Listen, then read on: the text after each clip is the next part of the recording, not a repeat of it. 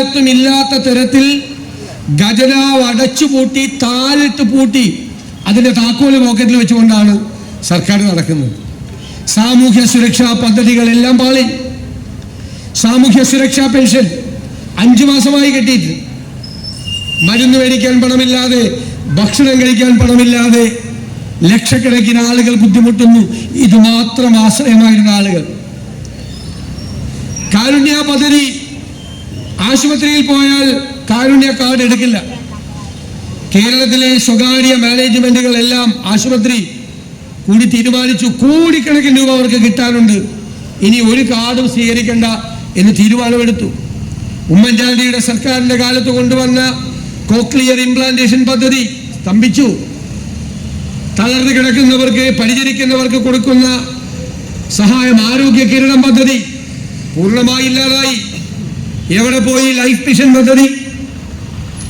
717 കോടി രൂപയാണ് ഈ വർഷം മാറ്റിവെച്ചത്. കടലാസിൽ കൊടുത്തത് 18 കോടി. 1-ാം ഗഡുവില്ല, 2-ാം ഗഡുവില്ല, 3-ാം ഗഡുവില്ല.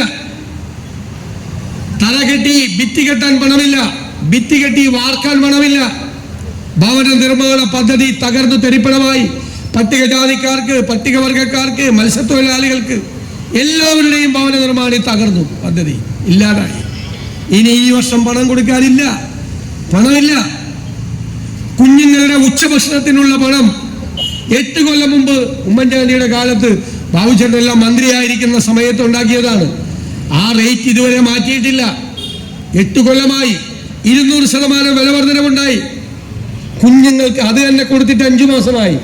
കുഞ്ഞുങ്ങൾക്ക് ഉച്ചഭക്ഷണം കൊടുക്കാൻ കാശില്ലാത്ത സർക്കാരാണ് 50 ലക്ഷം രൂപയുടെ സ്റ്റേജ് ഇട്ട് ഈ കേരളം മുഴുവൻ ഈ ആർഭാട നാടകം നടത്തിയത്.